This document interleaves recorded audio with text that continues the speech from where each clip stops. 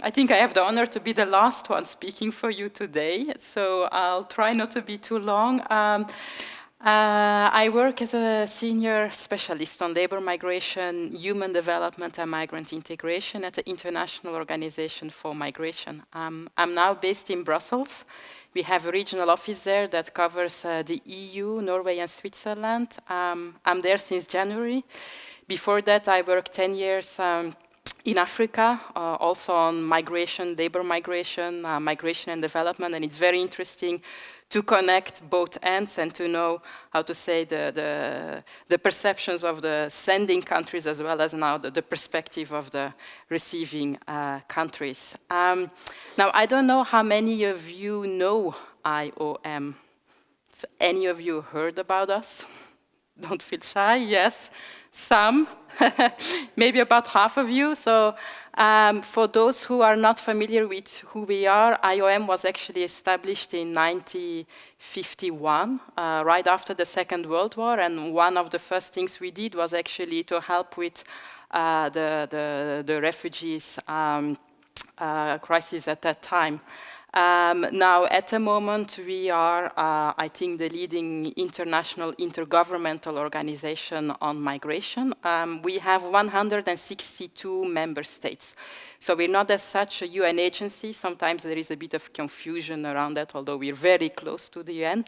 And we are an intergovernmental organization, meaning we have states that are member and that are also forming our council and decision-making body. Now, 162, you can imagine that's almost every country in the world, although we're still missing a few.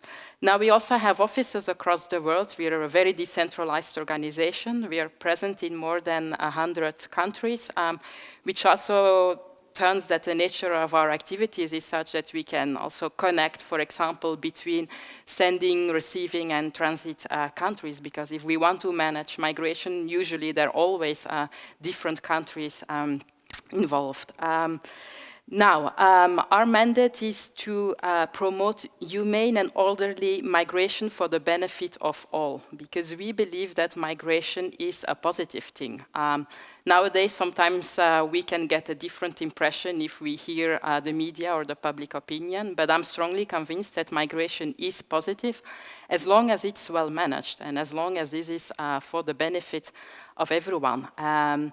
Even if we look now at so-called migration crisis, I strongly believe that the fact that these young people come here while we in Europe have an aging population can actually also be a contribution to our economies, to our social and economic development, if these people are well integrated and if they're also integrated in our labor markets. Now, what does IOM do? Basically, we have very different areas of work, but if we look more particularly at questions of refugees and integration, first, one thing we do is we also have a department of emergency, so we intervene even in the countries where the crisis is ongoing, looking, for example, now at Syria, but also at the neighboring countries. We assist the governments in their efforts, for example, to host refugees, because it's really the neighboring countries that have most of the burden. It's not Europe that receives most of the refugees. Most of the refugees are really in Lebanon, for example, in Turkey, but also if we look at Africa, there are countries that host much more refugees than, for example, Germany. Now, for us, we support these countries in terms of even, managing refugee camps, basic facilities, and so forth, because unfortunately, not all countries in the world can offer, the same standards as we offer in Europe, and some of them really need a lot of support to basically deal with this refugee population and offer them decent conditions of living. We're also involved in resettlement and relocation. Now, resettlement, probably you've heard about it, are programs where refugees that have already been identified as refugees, it's UNHCR, the UN Refugee Agency, that can say, for example, okay, a number of people are identified as refugees. They're hosted in, let's say, Kenya, but they come from Eritrea. And another country in the world, for example, Canada, US, decided, okay, we want to take some of these refugees to our country. This is done through resettlement programs. We support these resettlement programs, both in terms of logistics, really moving people from one place to the other, but also in terms of preparation, cultural orientation, pre-departure orientation for the refugees. There is a new scheme now also called relocation. I don't know if you know the difference between resettlement and relocation. It's very similar, but basically relocation is from one EU country to another EU country. Because we've seen this morning in some of the presentations that, of course, most of the refugees arrive in either Greece or Italy. And if we would follow strictly the UN, the EU Common Asylum system, the Dublin regulations, it would mean that these countries are also responsible to determine the refugee status and to then host these people in their countries. It would be a bit unfair towards Greece and Italy because the burden would not be proportional. So basically the EU decided, let's come up with a distribution system where each member state, takes its share. So this is called relocation because people are moved from one country to the other, and basically the idea is that people who are likely to receive refugee status, for example, Syrians, that they're moved from Greece to another EU member state. So far, it's been taking off slowly, I have to say.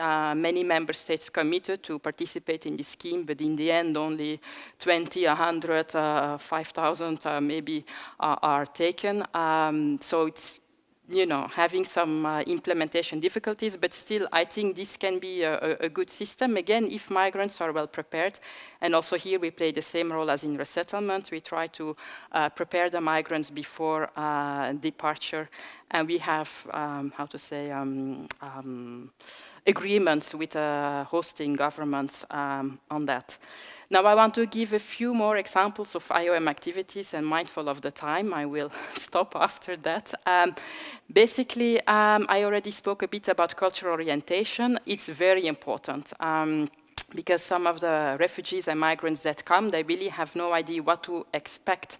And particularly from my experience in Africa, where I've done some of these trainings, you have people who have never taken a plane, but who also have even never seen a proper toilet because they lived in a refugee camp for all their life. So the perspective of going to a country like Australia or Canada or even Switzerland, I mean, we cannot imagine what is this for these people, and if they don't get this pre-departure orientation, they would be completely lost. But I think it's important it doesn't stop there, and that we also look at, upon arrival, what can we do in terms of integration and cultural orientation. For us, it would be interesting to link this more to the labor market. Because it's true that, for example, the refugees that benefit from resettlement and relocation, we do pre-departure orientation and so forth. But I think we could do more in terms of even already trying to identify, for example, their profile, their skills in a very first and then perhaps limited way. So we're also open to maybe possible partnerships with public employment service to see how we can strengthen perhaps this aspect also in what we do. Now, other things we work on is migrant resource centers. I don't know if you've heard about this. It's basically the idea a bit of the one-stop shop, because in many countries, migrants are a bit lost because there's so many actors giving different services, so many different departments that deal with different things. And if it's already difficult for us, I think in Belgium, for example, where you have then some things are done at a national level, some things at a local level, and people don't know anymore where to go.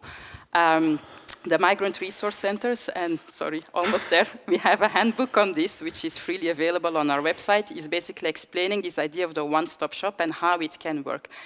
And this is not something which is only done in, let's say, Germany, Sweden, and so forth, because we heard a lot of these country examples, but one of our most successful migrant resource centers is in Slovakia. So I think even in countries that receive less migrants, there's really a need for this kind of services. And then finally, a lot of our programs also relate to putting different countries together and trying to identify, for example, best practices. One of our projects here is called Skills to Work, and we have around 8 EU member states that participate in this, to see like how can we precisely try to identify and validate the skills that refugees have, and not just look at the formal qualifications. And between 8 EU member states, we're now looking at identifying some of these practices, which will be compiled for sure in another publication.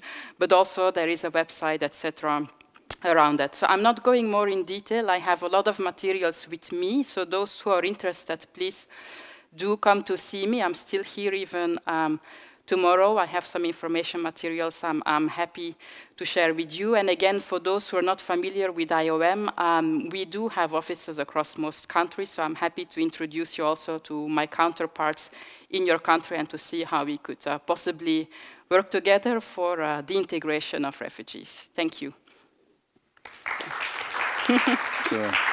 Good. Thank you very much. No questions. No questions? No, our CEO got lost now. No, he's on the way to the airport on his own initiative. Yeah, I saw we run out of time. I don't know if it makes sense to have another round of discussion, because it's 10 to 5. So I think we can rise up a question to the plenary and make it like this, or if you have some statements or what do you think is a key point that we want to share with the others tomorrow. So maybe.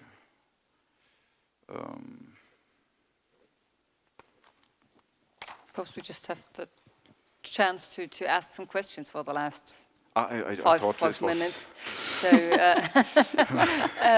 So perhaps you could just tell something more about the skills to work, because it fits perfectly to what my colleague just said. And you said it's a couple of countries, so there are a lot of initiatives. I would love to learn something about that.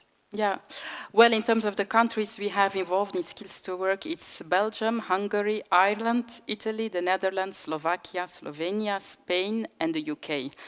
And again, here for us, the choice of these countries was not to have always, how to say, the traditional countries, Sweden, Germany. I mean, not to say that they don't have anything good to say, definitely, but they already do a lot, they already know a lot, and we feel that the need is more in the countries like Slovenia, Slovakia, and so forth, where they're trying to do something on the integration of migrants and refugees, but they're really missing this experience, which maybe you have in Sweden or Germany. So this is a bit a reason also of including some countries that are perhaps less obvious, but we hope that in the next conference we would have someone, for example, from Slovakia also to come and present something.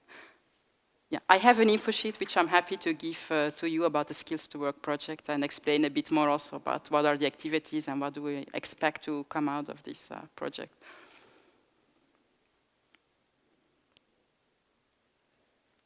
Any more questions or points yet that you want to share?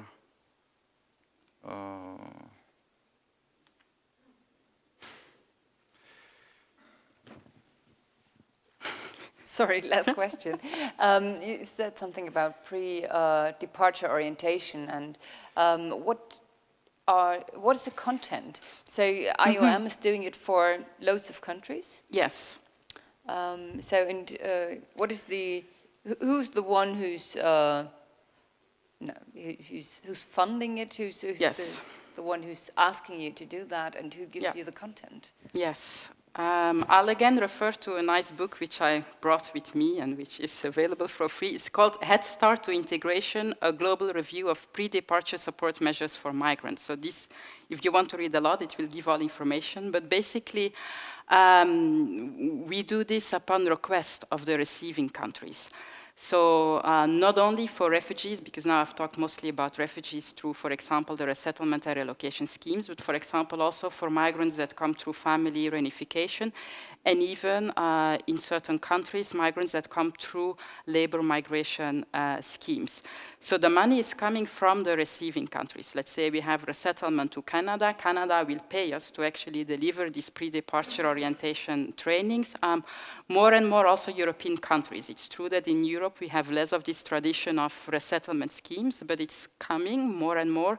And so for countries like France, the UK, the Netherlands, Norway, I believe, and some more, we offer these trainings, and the funding is actually provided by these receiving countries. Now, what does it entail in terms of content? It depends from country to country, and I'm talking now about destination country, because of course the content is different if you go to Australia than if you go to, let's say, France. Also, the duration depends, because the duration depends on the money which this country is making available. France believes that 2 days would be sufficient, which I disagree with. Canada will give, money for a much longer pre-departure orientation, and then clearly you can do a lot more.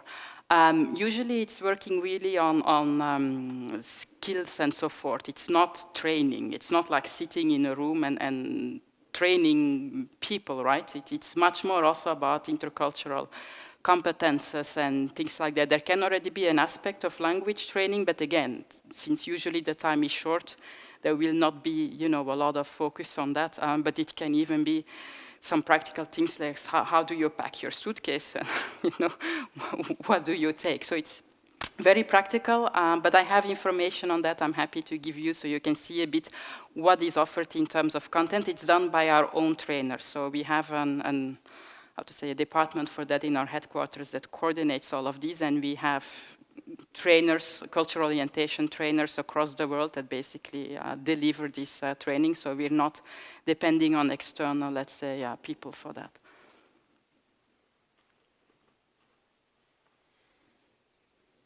Any more questions or contributions from table 2?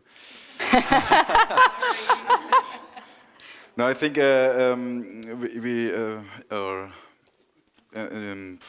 the presentation before, we also had a good question at the end. How can the social partners, to a great extent, contribute to solving the challenge of labor market integrations of refugees? So I think this is a very important aspect also when talking about integration of refugees in the labor market, and so I think this should be discussed further. So we don't have time now to discuss it. It's a pity. So maybe it's for tonight. You can quickly brief me. What's your result on this after some glass of beer or wine, and also. So your question also, how can PES enhance cooperation with international organizations in the area of refugee integration? And this is very, it's also to share the experiences. Are there examples of best practices, lessons learned already there in the PES? And but I think it's good. It was a good input today. Mm-hmm. Also from the perspective of an employer. She's not here anymore, but as you already mentioned on the table too, to give more examples like this, like videos or to share the message. I think it's very important.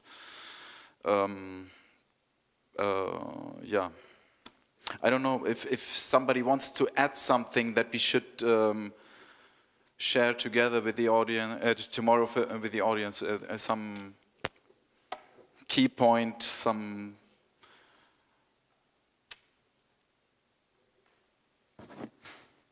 And this is from table number 2.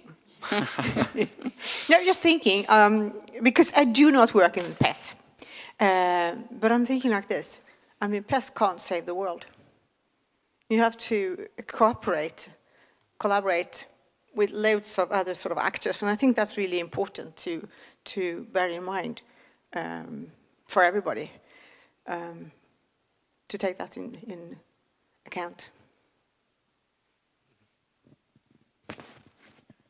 And I could add that the idea of taking a common responsibility on this issue is very important, because everyone thinks that maybe it should be handled by someone else.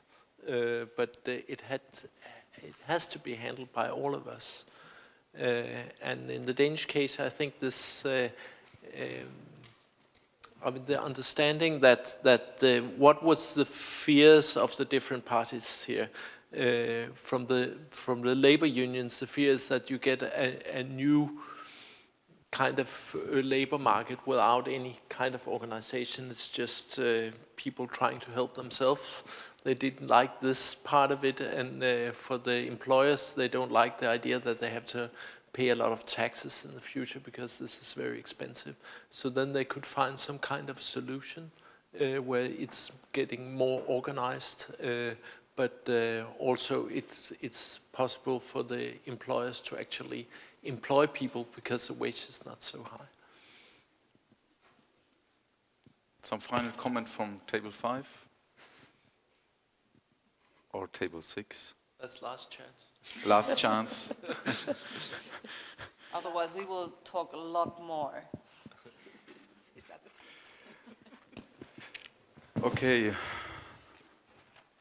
Then I think we're coming to an end, and I also have the pleasure to give some present to the speakers. Thank you. Thank you very much. Thank you very much.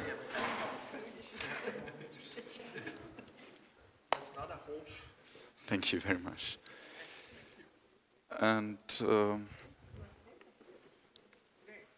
so we will sum up and give a final presentation tomorrow of our workshop. I hope afterwards everything is captured. And yeah, thank you for your participation. And looking forward to see you tonight and share a glass of wine with you. Thank you. You were born in changes with seasons. Will you run with the stream, or will you run alone? Or will you run against and finally reveal why some die young, why some